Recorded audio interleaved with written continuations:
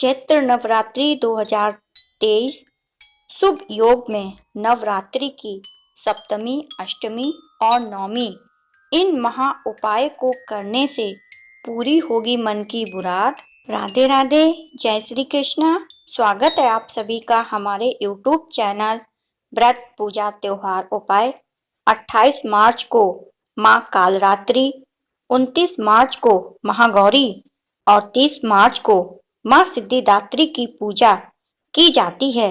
साथ ही इन 3 दिन कई शुभ योग बन रहे हैं, जिससे इन तिथियों का भी महत्व बढ़ गया है।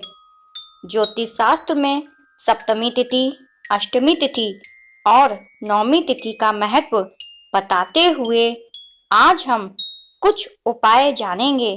इन उपाय को करने से माँ हर इच्छा पूरी करती है। चैत्र नवरात्रि समापन की ओर बढ़ रही है।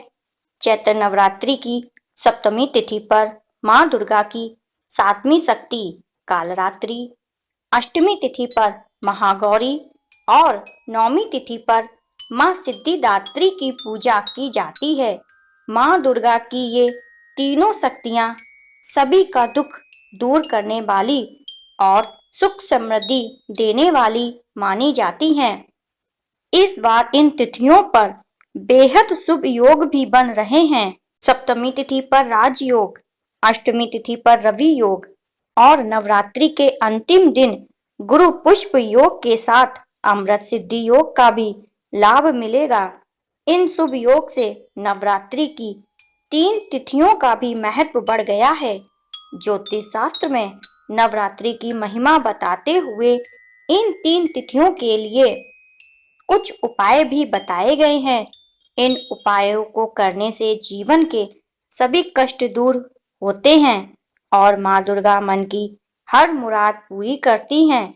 सभी प्रकार के रोगों से मुक्ति मिलती है।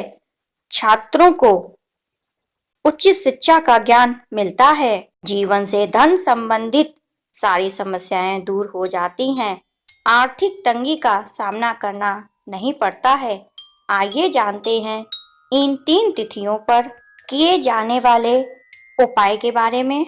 ज्योतिष शास्त्र के अनुसार काले उबले चने, गुड़, सुपारी, रुई और नए पान पर सिक्का रखकर 3 दिन माँ दुर्गा को अर्पित करें। इन 5 चीजों को पूरी भक्ति भाव से माँ दुर्गा को अर्पित करें और इस मंत्र का जप करें। ऐसा करने से माँ दुर्गा बेहद प्रसन्न होती हैं और घर में कभी धन धान्य की कमी नहीं होगी। यह चीजें बेहद सस्ती हैं और आसानी से उपलब्ध भी हो जाएंगी, परंतु इनकी महिमा अत्यंत शक्तिशाली है। आइए उस मंत्र को जान लेते हैं। ओम जयंती मंगला काली भद्रकाली कपालिनी दुर्गा क्षमा शिवा दात्री स्वाहा स्वधा नमस्तुते।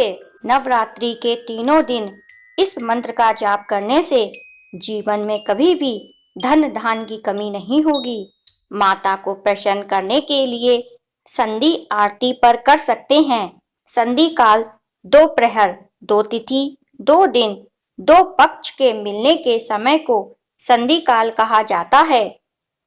सप्तमी तिथि के समापन और अष्टमी तिथि की शुरुआत के काल में आप माँ दुर्गा की संधि आरती कर सकते हैं। साथ ही संधि आरती में माँ दुर्गा की आरती सुबह, दोपहर, शाम और रात में भी की जाती है।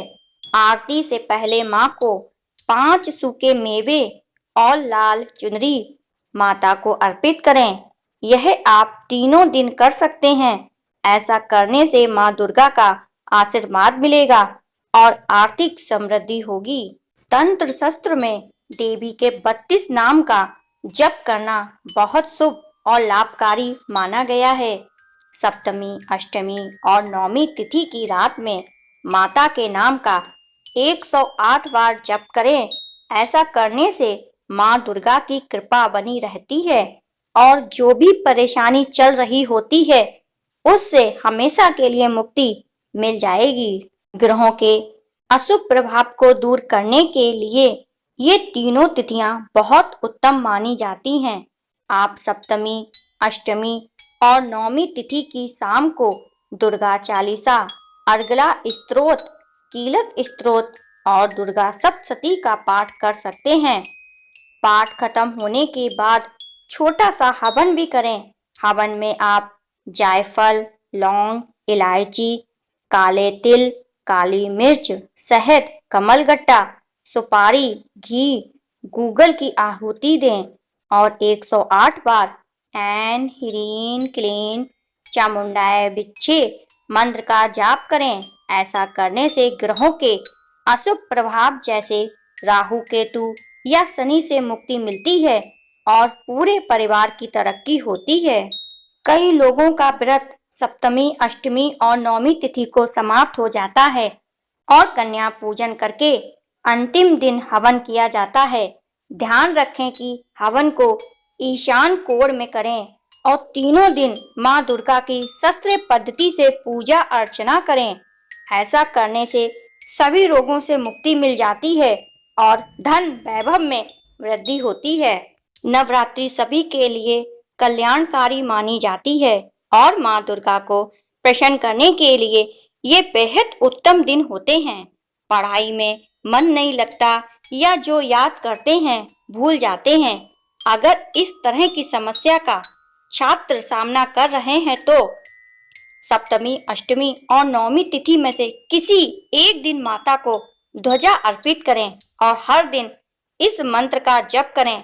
ऐसा करने से ज्ञान और बुद्धि में वृद्धि होती है और अपना मार्ग खुद चुनते हैं। ओम शारदा माता ईश्वरी, मैं नित सुमरी तोए, हाथ जोड़ अर्जी करूं, विद्या बर दे मोहे। इस मंत्र का जाप करने से छात्र को उन्नति के मार्ग स्वयं मिल जाते हैं और माता रानी के आशीर्वाद से शिक्षा में आ रही सभी बाधाएं दूर हो जाती हैं।